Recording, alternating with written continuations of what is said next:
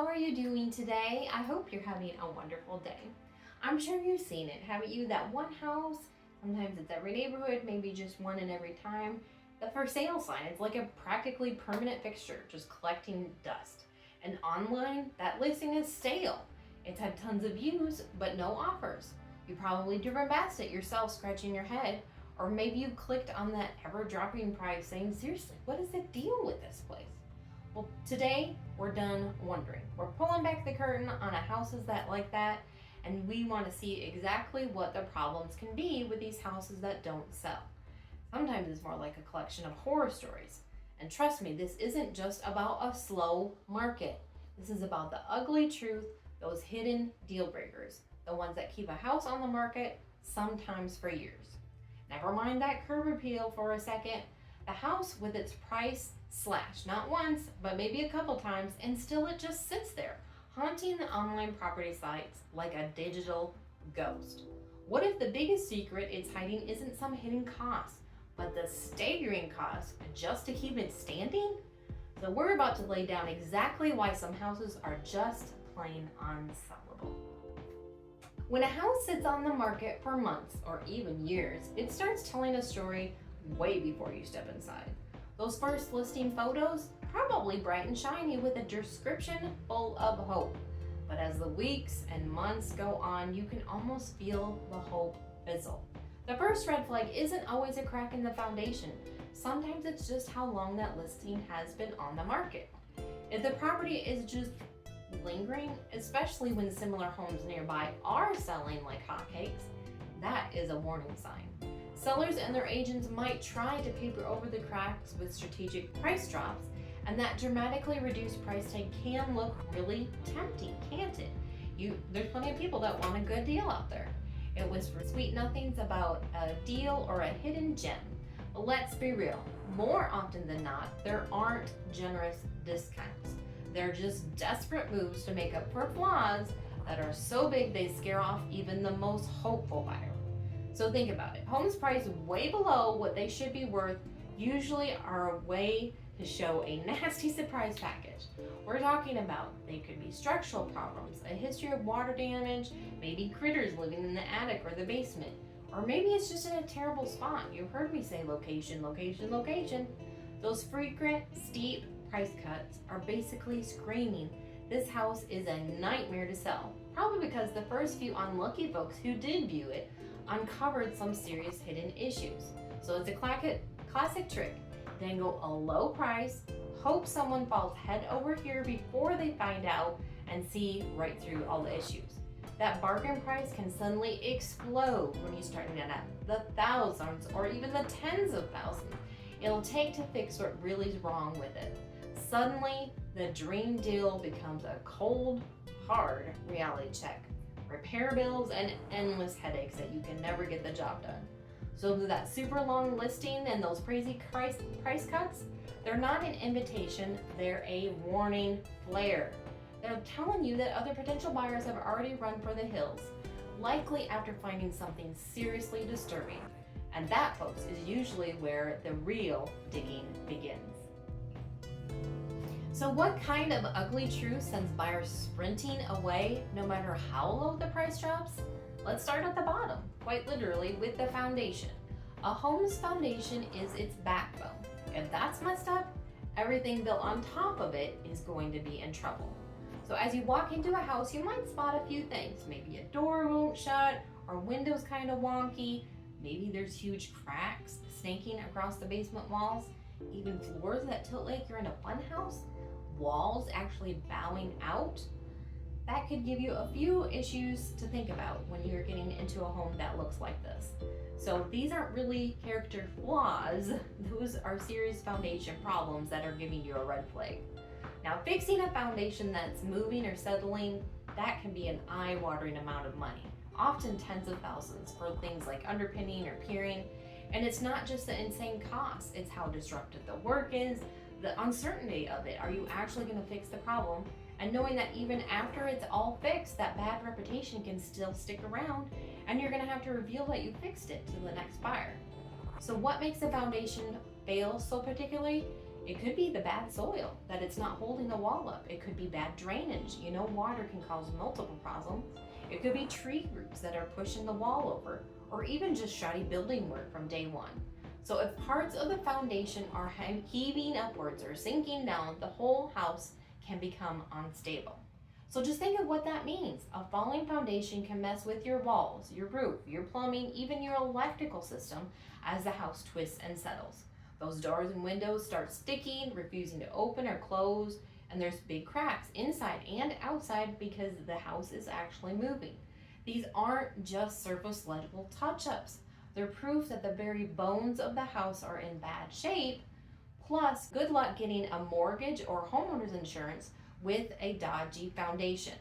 That house can quickly turn into a financial black hole for whoever is unlucky enough to buy it. No amount of new paint or fresh carpet can hide a problem for this very long haul.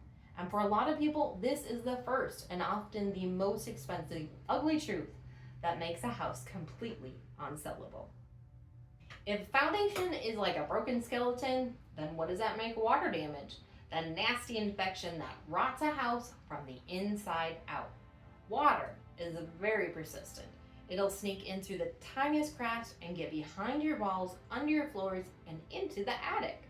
And the mess it leaves behind can be truly awful, turning what looked like a decent place into a dangerous and expensive trap. Often the first clue is your nose. The unmistakable musty, earthy smell that just screams damp and disgusting. Then your eye catches up. You can see the discoloration, or stains spreading across the ceilings and wall. Maybe the paint or wallpaper is peeling, or even the floors are starting to buckle.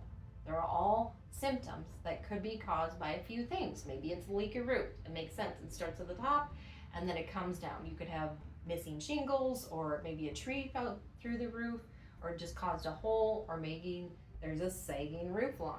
That's a sign that you need to be looking for. It could be bad plumbing, old rusty pipes leaking away behind the wall, and that would be hard to find if you weren't there to keep an eye on it. Sometimes the enemy is outside. The ground around the house might slope towards it instead of away from it, and it's just bringing water right in to the basement or the crawl space, or maybe it just pools outside and seeps in through the ground. So permanently damp basement can cause a breeding ground for even more problems.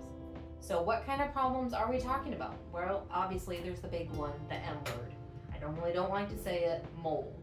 Mold isn't just gross to look at, it can be a real health hazard. It can cause tons of health problems, allergies, asthma, and all kinds of breathing issues. Now once mold, especially the really nasty black stuff, gets a foothold, getting rid of it is very complicated and expensive. And sometimes it's even worse to take it out than to get it covered up, because then you're exposing it to the air. Now the wooden parts of your house, like floor joists, wall studs, roof supports, they can decay and get seriously dangerous because then they get weak when that moisture gets in them, and then the whole house is going to cave in. This kind of structural damage can often be hidden, which makes it even scarier, and why it's important to get an inspection so they can get up into your attic. Now a freshly painted basement might look sparkling clean, but what's really going on behind that new paint? Maybe there's brand new flooring, but they had bad subfloor underneath that they're trying to hide. So this bill for fixing this major water damage and dealing with that mold and stopping the leaks in the first place can easily add up again to tens of thousands of dollars. So there goes any deal again that you thought you were getting for this low price house. Now for most buyers, even a whiff of serious water damage can instantly get them to say, nope, I am out. Alright, we've talked about crumbling foundations, nightmare water damage, but there could be a whole nother layer to this ugly truth about this house that is not selling, and that could be the seller. Now most sellers are decent, honest folks that want their home to be bought by somebody that will love it as much as they do, but some will actively try to hide problems with their home just to dump their lemon or property on some unsuspecting buyer. And this is where things can get really dicey. Your best weapon as a buyer is a professional home inspection in this situation. And the other two would be also, they would be uncovered with a home inspection. So if your seller flat out refuses an inspection or tries to say, oh, you can look at this part, but not that part, that's just not a red flag. It's a giant neon sign saying go away. They're probably hiding something huge. I mean, why would you stop anyone from checking things out thoroughly unless you already knew that they would find something awful? So another trick of these sellers can be to sell it as is. As is doesn't always mean there's a disaster lurking, but often sellers use it when they want to wash their hands of any responsibility for major repairs or even legal headaches tied to the house. So it's basically them saying, what you see is what you get, flaws and all. I'm not fixing anything. I'm not promising anything. This shoves all the risk right onto the buyer's shoulders. You're buying as is and find out later that the foundation is toast or the basement turns into a swimming pool every time it rains. Tough luck. That's your problem now. Then you've got the sneaky art of the quick fix. You know, the cosmetic cover-ups. Putting lipstick on a pig, you might have heard before. They put on that fresh coat of paint, hides the water stains or even the mold that's been there for a while. They can put new carpet up for over damaged floors. Maybe they put a rug or a piece of furniture somewhere so you can't see the damage underneath.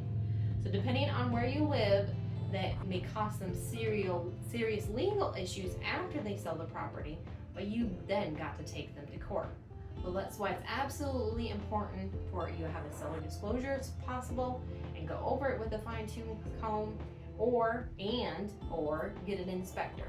So if things don't match up, that tells you a lot between the disclosure and the inspection and what the seller says. You need to take a closer look. And sometimes the cover-up isn't even about physical problems. It could be financial messes. Maybe they didn't clear up the title. Maybe they're hiding something about mineral rights or oil rights. And then that could cause it to be tangled up with a lawsuit. Most of the time, that's going to be covered by the title insurance, but sometimes there's something that the title insurance can't clear up. If they have unpaid taxes or hidden fees, that should be taken care of by the title company, and it should be taken out of the proceeds from the seller. So if your seller is being a little shifty, pressuring you to skip the inspection, or their story feels just a little off, then that's often a sign that the ugly truth isn't just in the walls, but in them deliberately trying to pull the wool over your eyes. Now, if you've seen some of my other videos, you've heard me talk about how this happened to my daughter, where she had put an offer in on a house, scheduled the appointment for the inspection, the inspector shows up, and the seller refuses to let the inspector inside. So that really was, I've never had that beef happen to me before. So it was a huge red flag that she knew there was something seriously wrong with the problem.